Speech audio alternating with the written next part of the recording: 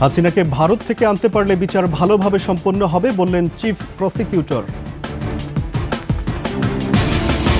Grenade হামলা মামলা ১৭ বছর পর মুক্তি পেলেন বিএনপির vice chairman Abdus Salam Pintu. Doctor ইউনূসের সাথে যুক্তরাষ্ট্রের নিরাপত্তা উপদেষ্টার ফোনালাপ, যে কোনো চ্যালেঞ্জ মোকাবেলায় সমর্থনের আশ্বাস।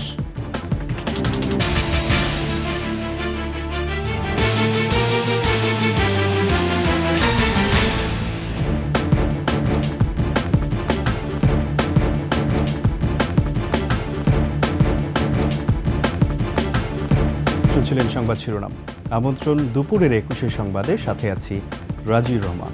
দর্শক, ২১ টেলিভিশনের সংবাদ একই সাথে সরাসরি দেখতে পাবেন আমাদের ফেসবুক পেজ www.facebook.com/2124 এছাড়া সাবস্ক্রাইব করতে পারেন www.youtube.com/@21TV চ্যানেলে।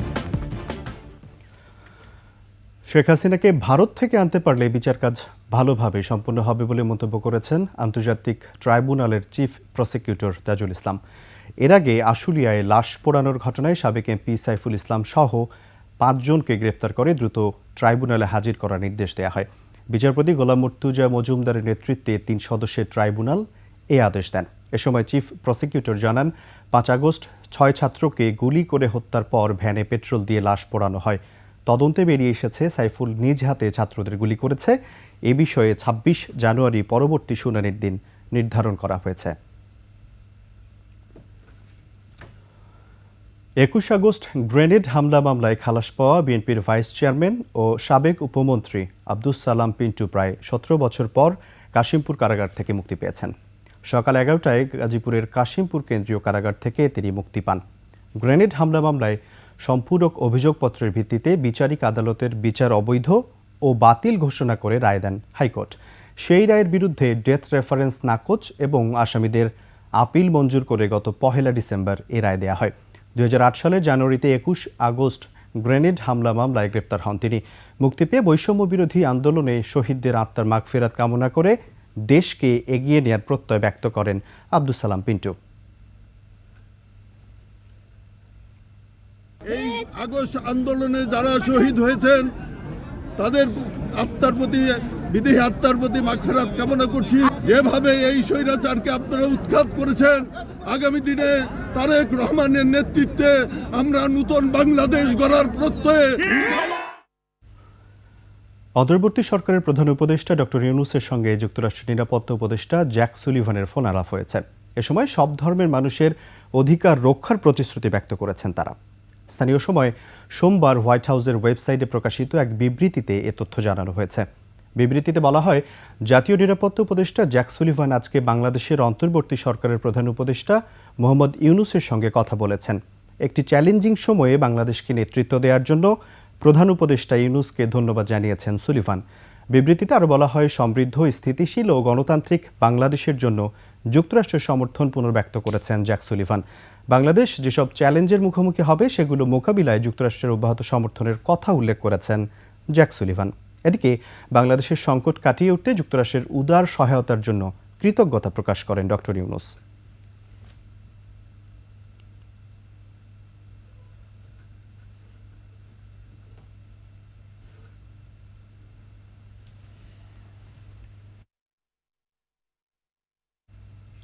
শুনছিলেন নিচ্ছি সংবাদ বিরতি। যখন ফিরছি তখন অন্যান্য সংবাদের সাথে আরও থাকবে। ঢাকা খুলনার নতুন রুটে ট্রেন চালু, যাতায়াতের সময় ও ভাড়া কম হওয়ায় যাত্রীদের সন্তোষ। আবার আমন্ত্রণ দুপুরের ২১ সংবাদে। খুলনা ঢাকা রুটে প্রথমবারের মতো চালু হলো নতুন ট্রেন জাহানাবাদ এক্সপ্রেস। পদ্মা সেতু হয়ে এই রুটে সময় লাগবে ৪ ঘন্টা। দূরত্ব, যাতায়াতের সময় ও ভাড়া কম হওয়ায় খুশি যাত্রীরা। খুলনা থেকে মহেন্দ্রনাথ সেনের তথ্যচিত্রে ডেস্ক রিপোর্ট। খুলনা রেলওয়ে স্টেশনে রঙিন কাপড়ে সাজানো জাহানাবাদ এক্সপ্রেস। ভোর ৬টায় হুইসেল বাজার সাথে সাথে খুলনা থেকে ঢাকার উদ্দেশ্যে রওনা হয় জাহানাবাদ এক্সপ্রেস। প্রথম যাত্রায় ১২টি বগিতে যাত্রী ৭২৮ জন। Dhaka to Khulna seat capacity ছিল টোটাল ট্রেনের ৭৬৮টা। তো এখানে আমাদের ঢাকা টু খুলনার 40টা অবিক্রিত ছিল, আর বাকি সম্পূর্ণ সেল। খুলনা থেকে রেলপথে যমুনা সেতু হয়ে ঢাকার দূরত্ব 376 কিলোমিটার। নতুন এই রেলপথে দূরত্ব কমেছে 177 কিলোমিটার। মাত্র 4 ঘন্টার ব্যবধানে যাত্রীরা পৌঁছাতে পারবেন গন্তব্যে। এমন সেবায় রেলওয়ে কর্তৃপক্ষের প্রশংসা যাত্রীদের মুখে। তবে শীতের দিনে সকাল 6টার যাত্রা 7টায় চান তারা। বাসে গেলে লং টাইমে যাওয়া লাগে, আর এত শর্ট টাইমে যাওয়া যাবে ট্রেনে, এই জন্য সব থেকে বেশি ভালো লাগছে। আসলে অনুভূতিটা সব বলে প্রকাশ করা যাবে না, তো অনেক বেশি ভালো লাগছে আর কি। বাসের যে এতদিনের একটা সিন্ডিকেট ছিল ভাড়া বেশি, সেই ভাড়াটাও এখানে কম হচ্ছে। এ ট্রেনে ছিলেন রেলওয়ে মহাপরিচালক সহ ঊর্ধ্বতন কর্মকর্তারাও। যাত্রী সেবায় রেলওয়ের সবটুকু দেওয়ার কথা জানায় রেল কর্তৃপক্ষ। সাশ্রয়ী এবং একটা আরামদায়ক একটা ট্রেন ব্যবস্থা আমাদের, এটা রাষ্ট্রের একটা অব্লিগেশন, রাষ্ট্রের একটা দায়িত্ব। এর থেকে যে রাষ্ট্র যে লাভ করবে এটা আশা করে না, জনগণের কল্যাণের জন্য এটা এই রেল ব্যবস্থা। জাহানাবাদ এক্সপ্রেস নোয়াপাড়া, সিঙ্গিয়া, নড়াইল, লোহাগড়া, কাশিয়ানী ও ভাঙ্গা স্টেশন হয়ে যাতায়াত করবে। এর আসন সংখ্যা 768, সর্বনিম্ন ভাড়া 445 টাকা। সোমবার সাপ্তাহিক বন্ধ ছাড়া ঢাকা খুলনা রুটে প্রতিদিনই চলবে এ ট্রেন। খুরশিদ আলম মুকুল, ডেস্ক রিপোর্ট, 21 টেলিভিশন। এবার আন্তর্জাতিক সংবাদ।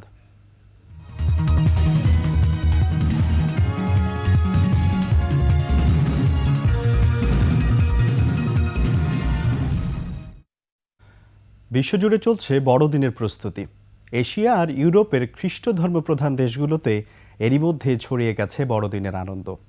ক্রিসমাস ট্রি, আলোকসজ্জা আর মজার সব খাবার নিয়ে যিশুকে স্মরণ করতে প্রস্তুত তারা। বড়দিনের শুভেচ্ছার পাশাপাশি নতুন বছরে বিশ্বজুড়ে ছড়িয়ে পড়ুক ভালোবাসা আর সুখ শান্তি, এমন প্রত্যাশা সবার। আফসানা নীলার রিপোর্ট। বিশ্বজুড়ে দেশে দেশে চলছে বড়দিনের প্রস্তুতি।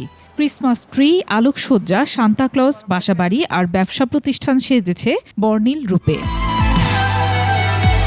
ক্রিসমাসকে ঘিরে যুক্তরাষ্ট্রের বিভিন্ন শহরে আলোর ঝলকানি আর লেজার শোর আয়োজন করা হয়েছে। উজ্জ্বল এই আলোর খেলা জানান দিচ্ছে সান্তা আসছে। যিশুকে বরণ করতে আনন্দের আঁচ লেগেছে আফ্রিকান দেশ কেনিয়া ও নাইজেরিয়ায়। ক্রিসমাসের আলোয় সেজেছে চীনের সাংহাই শহর। রাজধানীর শপিং মলগুলো সাজানো হয়েছে আলোকসজ্জায়। বেড়েছে বেচাকেনা। কেনাকাটার উৎসব আমেজে মেতেছেন বাসিন্দারা। তাইওয়ানের তাইপের আকাশচুম্বী ভবনের আদলে সাজানো হয়েছে ক্রিসমাস ট্রি। চলছে এলইডি লাইটিং শো। লন্ডনের আদলে বানানো হয়েছে ক্লক টাওয়ার। লন্ডনে বড়দিন উপলক্ষে শহরের কেন্দ্রস্থলে বানানো হয়েছে থিম পার্ক। ফুডকার্টের পাশাপাশি সাজানো হয়েছে ক্রিসমাস ট্রি, সান্তাক্লজ সহ নানান আকৃতি। ক্রিসমাসের লম্বা ছুটিতে উৎসব আনন্দে মেতেছেন সবাই। জাপানেও সাজ রব। দক্ষিণ পূর্ব এশিয়ার দেশ ফিলিপিন্সের রাজধানী ম্যানিলা সহ 16টি শহরে চলছে বড়দিনের প্রস্তুতি। শহর থেকে অলিগলি, রাস্তাঘাট, শপিং মল সবখানেই আলোর ঝলকানি। ক্রিসমাসের আবহে এলইডি লাইট দিয়ে তৈরি করা হয়েছে নান্দনিক সব স্থাপনা। আফসানা নীলা, ডেস্ক রিপোর্ট, 21 টেলিভিশন। শেষ করছি দুপুরের 21 সংবাদ। যাওয়ার আগে সংবাদ শিরোনামগুলো আরও একবার। হাসিনাকে ভারত থেকে আনতে পারলে বিচার ভালোভাবে সম্পন্ন হবে বললেন চিফ প্রসিকিউটর। গ্রেনেড হামলা মামলা 17 বছর পর মুক্তি পেলেন বিএনপির vice chairman Abdus Salam Pintu. Doctor ইউনূসের সাথে যুক্তরাষ্ট্রের নিরাপত্তা উপদেষ্টার ফোনালাপ, যে কোনো চ্যালেঞ্জ মোকাবেলায় সমর্থনের আশ্বাস।